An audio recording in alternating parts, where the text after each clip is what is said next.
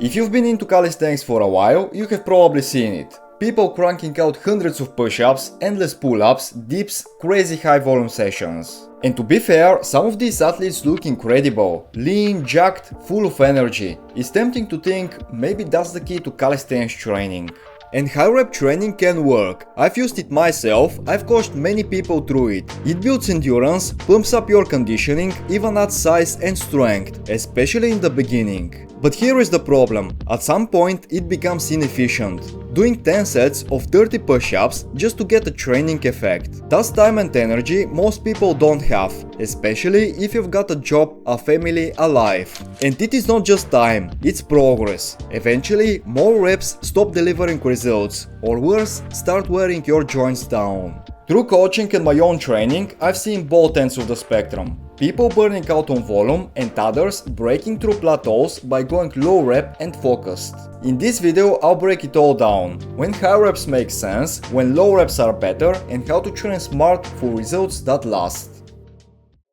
Most people start calisthenics with high reps, and that is the right approach to take. Push-ups, pull-ups, squats, you build a base through volume. It trains coordination, builds capacity and gives you that first layer of strength. It's how the majority of us lay the foundation. But here is where it starts to fall apart. You get stronger, but instead of progressing the movement, you just keep piling more reps, more sets, more volume. 10 sets of 30 push-ups. At some point, it's not effective anymore. It's excessive. You walk away feeling drained, not developed. Progress stalls, joints ache, motivation fades, and eventually nothing changes.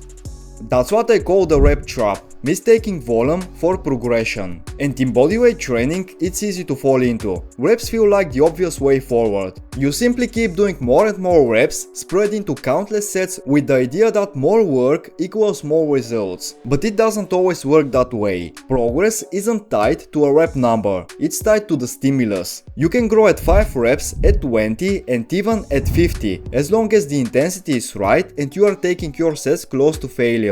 But grinding out set after set just to hit a total number of reps, that's not training, that's surviving. The truth is, reps are just a tool, they are not the goal. You don't fix every problem with a hammer, and you don't build a stronger body by blindly chasing volume. And no, you're not too beginner to train low rep, you're just not using low rep training the right way yet.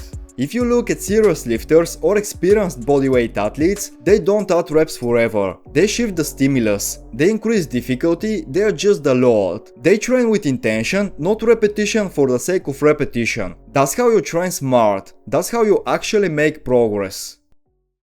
High reps have their place, and when used right, they can do a lot. For one, they are great for building muscle. Sets in the 8 to 20 range increase time under tension, pump up blood flow and train your muscular endurance. Push-ups, rows, dips, squats. When done with quality and high effort, these movements in higher rep ranges can absolutely help you build size and look the part. But it's not just about the physique. High reps also lock in movement. When you repeat clean reps over and over, your body learns the pattern. You find that groove, and once you're in it, your form becomes automatic. That's huge, especially if you're early in your journey or cleaning up sloppy habits. There is also the joint side of things. Higher rep, low load work helps condition your connective tissues. Tendons, ligaments, all the stuff that keeps you training long term. That kind of volume greases the groove, builds resilience and protects your body down the line. And of course, high reps crush conditioning. Whether you are doing finishers, circuits or just pushing general endurance, they light up your lungs, burn like hell and leave you cooked, in the best way. But here is the catch. If you are banging out 25 plus repetitions and still cruising, then you are underloaded. The set might feel like work, but if there's no real challenge, there's no real change. Any rep range can build muscle and strength, but only if you're pushing close to failure. That's what creates the stimulus your body actually adapts to. It doesn't matter if it's 5 reps, 20 or 50. If the effort's not there, the results won't be either. A set of 20, totally manageable. A few of those at high effort can be fine. But try chasing failure with multiple sets of 30, 40, 50 repetitions. That's a different beast. You either quit before true failure or push through and just end up gassed. Neither hits the sweet spot for growth, and the longer those sets go, the harder it is to hold clean form. That's where overuse creeps in. Shoulders, elbows, wrists. They start talking back. Recovery takes a hit, risk shoots up. So yeah, high reps can shine, but only when they're used with intent, when they are actually pushing you. Otherwise, it's just busy work disguised as training. Low reps are where strength lives. We're talking 1 to 6 reps per set, and when you train in that range, the demand on your nervous system goes way up. This isn't just muscle work, it's brain to body precision, and that's exactly what you need for real skill development. If you want to build up to handstand push-ups, front levers, planche, one-arm pull-up, you don't get there by doing sets of 20. You get there through focused, low-rep training. Same goes for weighted calisthenics. If you are adding 20, 30 kilos to your pull-ups or dips, your reps are going to be low, and every one of them has to count. Eccentrics, isometrics, slow negatives. That kind of control demands intensity, not fatigue. And that's the difference. Low rep work is about mechanical tension, not just wearing yourself out. It's not about destroying yourself and ego lifting. It's about pushing with intent. Clean reps, high focus, maximum effort per movement. Fewer reps also means more attention on positioning. Every rep is a chance to dial in technique, especially under load or when you're fatigued. There is no autopilot in low rep work. You are locked in or you're wasting the set. Now, this kind of training takes more out of you. It needs more warm up, longer rest, more recovery. And if you're a beginner, this certainly isn't where you start. It's where you go once you build some capacity and control. But when you're ready for it, low rep work changes the game. It's how you unlock real strength, real skills, and you start moving like an athlete, not just someone doing reps. You don't have to pick a side. High reps, low reps. They both have value. The smart move is knowing how to use each one at the right time. Think of your training like a pyramid. At the top, you've got low rep work, max strength, high skill movements, focused intensity. That's the sharp edge, where serious progress happens. In the middle, you've got your moderate rep ranges, 6 to 12, maybe up to 15. This is your bread and butter for building muscle, stacking volume, pushing hypertrophy. And at the base, high reps, endurance work, joint prep, and movement mastery. That foundation keeps everything else stable.